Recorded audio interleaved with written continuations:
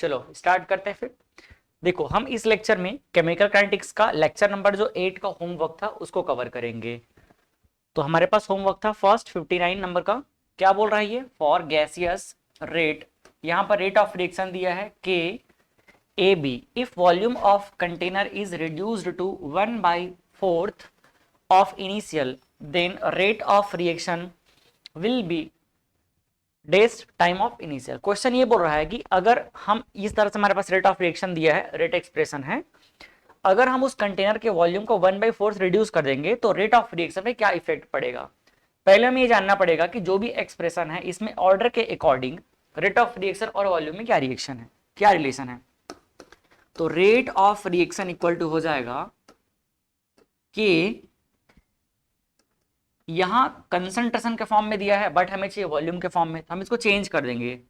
तो जो concentration of ए है इसको हम लिख लेंगे एन अपॉन वी हो जाएगा, दूसरे का क्या हो जाएगा एन अपॉन वी हो जाएगा।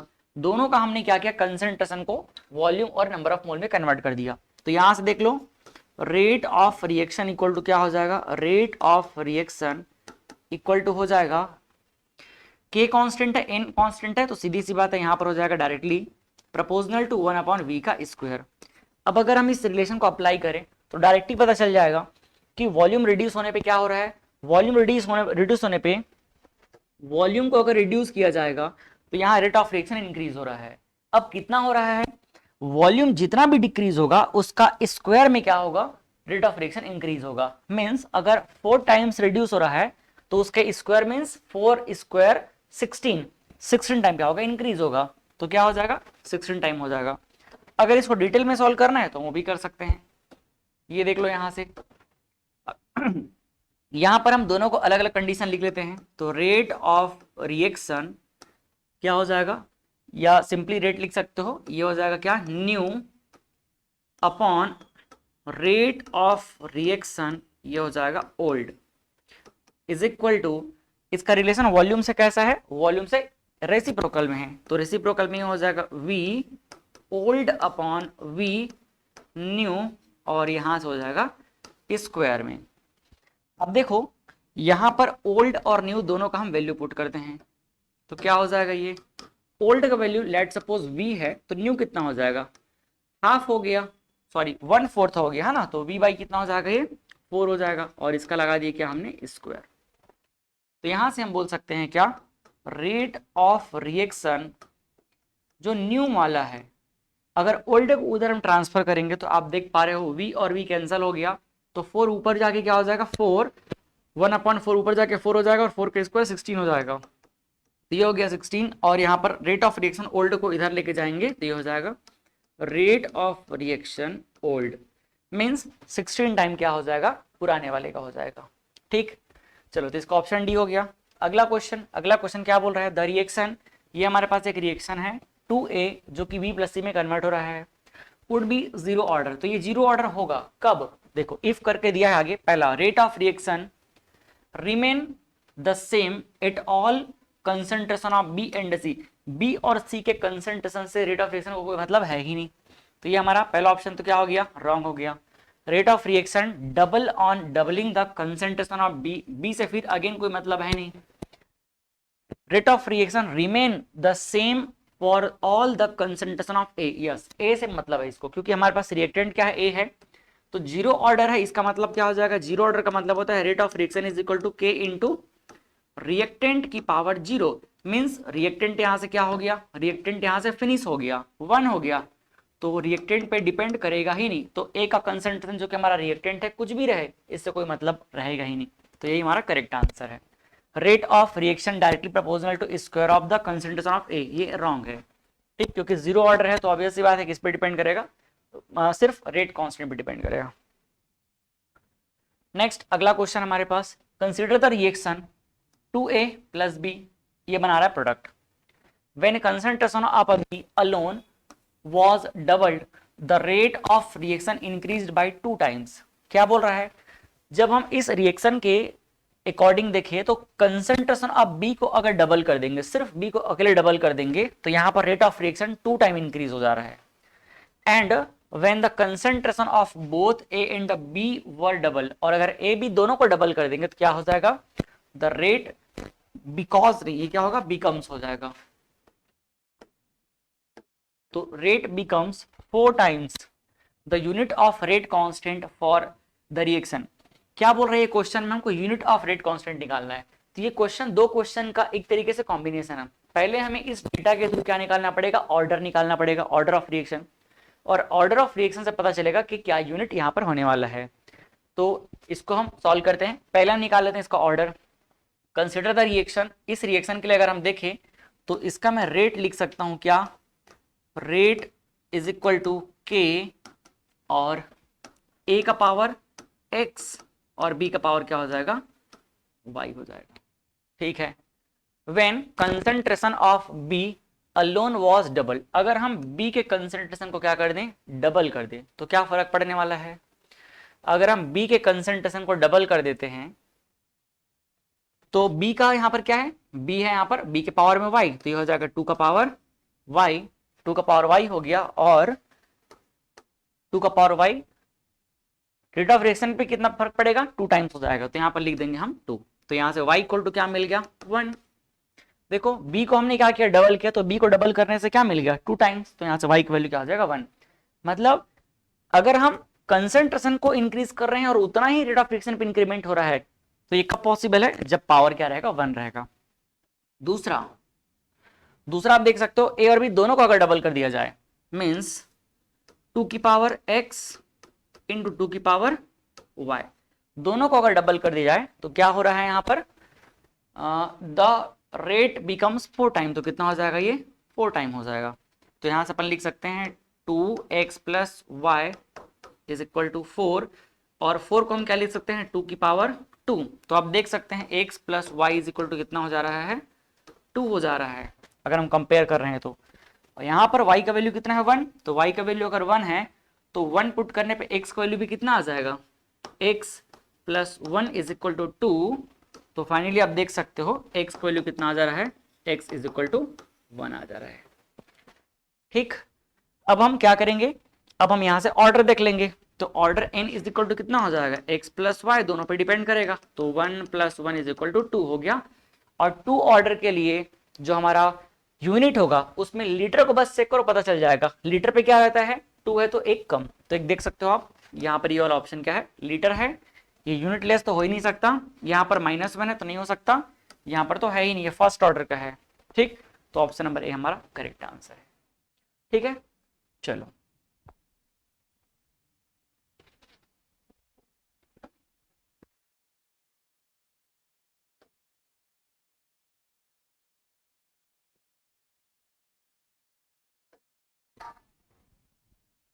नेक्स्ट क्या है, देखो इन अ रिएक्शन 2A, बताओ इसका आंसर क्या आया होगा,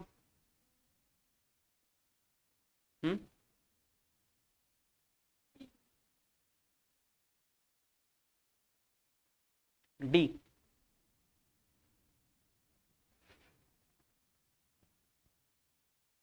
सभी का है डी, नहीं आया है।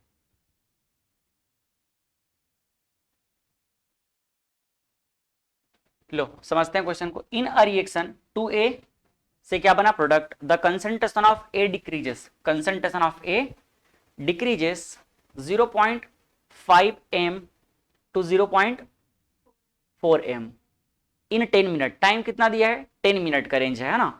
और ए का कंसंट्रेशन 0.5 से कितना डिक्रीज हो गया, 0.1 हो गया।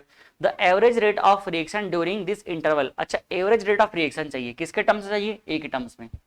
तो बताओ कैसे निकाला जाएगा, rate of reaction is equal to, और इसके अलावा कुछ आंसर आया है क्या, सी आएगा।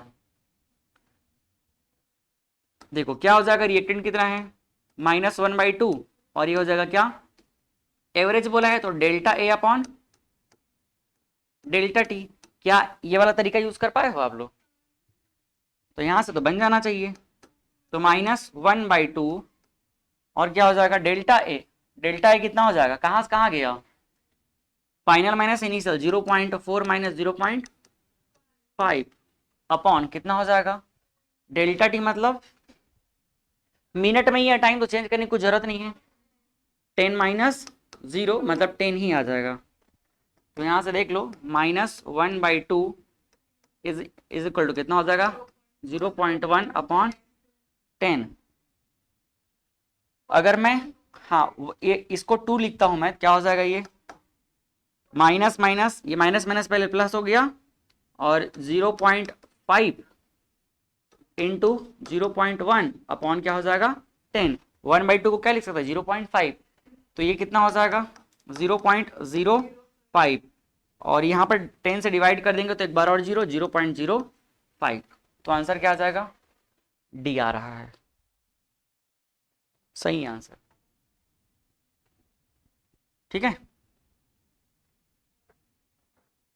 अगला क्वेश्चन देखो, बताओ इसका आंसर क्या होगा। बी।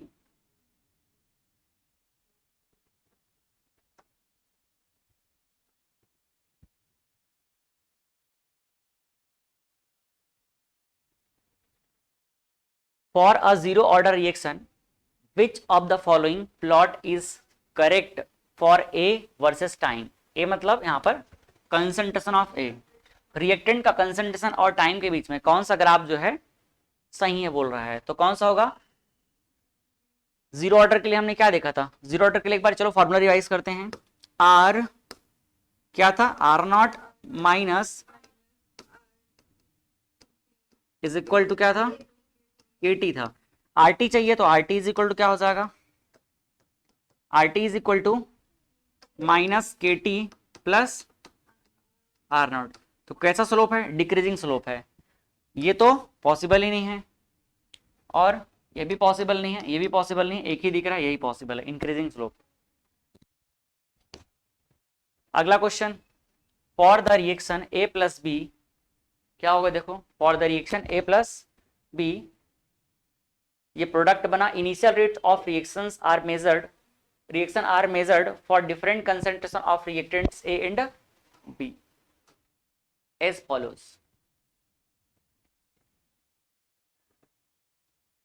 क्या क्या आंसर है बताओ, ए और बी दोनों का सेपरेट चाहिए बोल रहा है, क्या आंसर आया, डी आया है। डी कैसे निकाले आप लोग, हमें जब ए का चाहिए तो बी कहाँ कांस्टेंट है देख लो, यहाँ पे कांस्टेंट है, तो ए यहाँ इस जगह पे देख लो वेरी कर रहा है, कितना टाइम्स 2 टाइम्स, ये कितना टाइम वेरी किया 2 टाइम्स। जब दोनों में सेम वेरिएशन हो रहा है इसका मतलब जो ए का पावर होगा वो कितना रहेगा 1, तो यहाँ से ए की पावर हम क्या लिखेंगे 1 लिखेंगे। ठीक है, जो रेट है वो क्या हो जाएगा, rate is equal to constant k, और ए की पावर कितना हो जाएगा 1। अब बी का देखते हैं, बी के लिए हम ए कहाँ पर कांस्टेंट है तो ए यहाँ पर कांस्टेंट है, और इस जगह पर बी में कितना वेरिएशन है, ये हो गया डबल, तो यहाँ देख लो ये भी कितना हो रहा है सेम, कोई फर्क नहीं पड़ा, ये मल्टीप्लाइड बाय 1, इसका मतलब जीरो ऑर्डर, तो बी का 0 हो जाएगा। तो आंसर कौन सा आ रहा है ए और बी का, ए आ रहा है। अगला अगला क्वेश्चन देखो,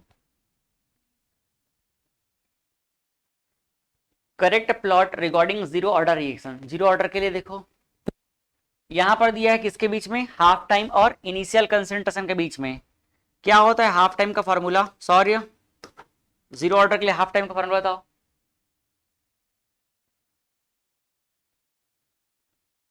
T half is equal to क्या होता है, नहीं क्यों रिवीजन, मतलब 3 बार तो मैंने रिवीजन करा दिया यहाँ पर क्लास में, बताओ अब क्या होगा,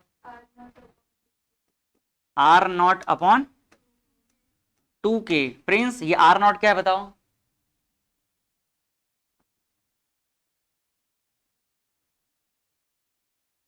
क्या है आर नॉट, अब बताओ सॉरी, क्या ये आर नॉट,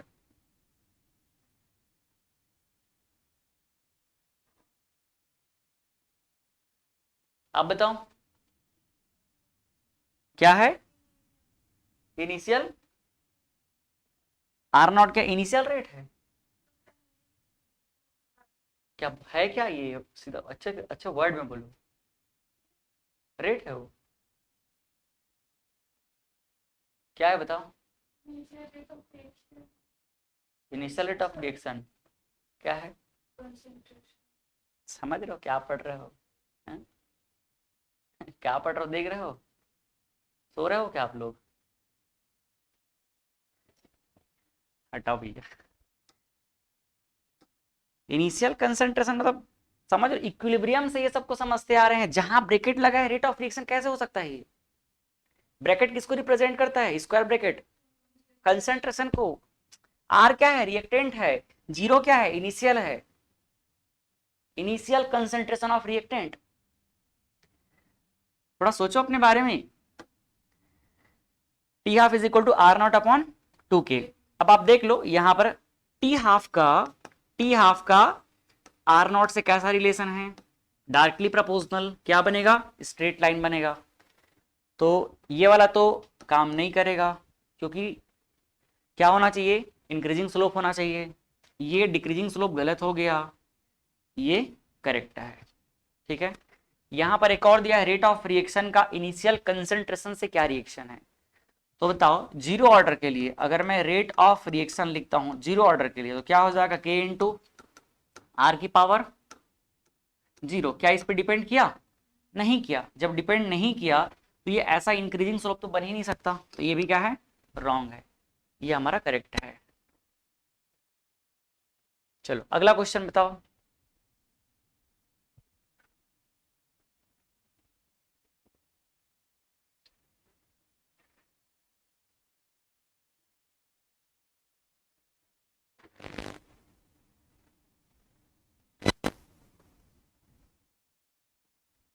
क्या है आंसर इसका?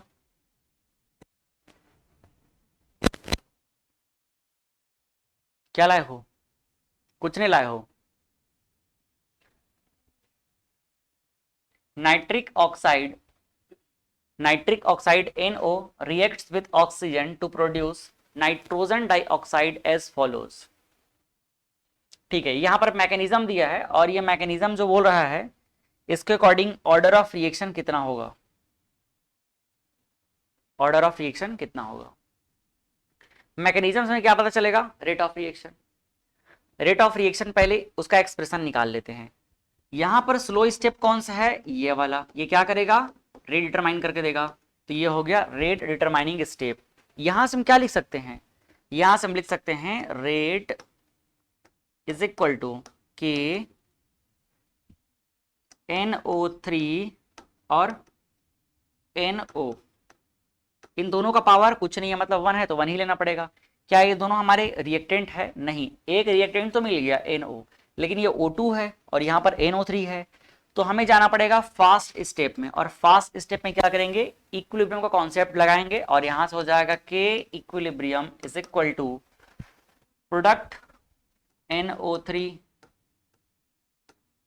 अपॉन NO और क्या हो जाएगा? O2।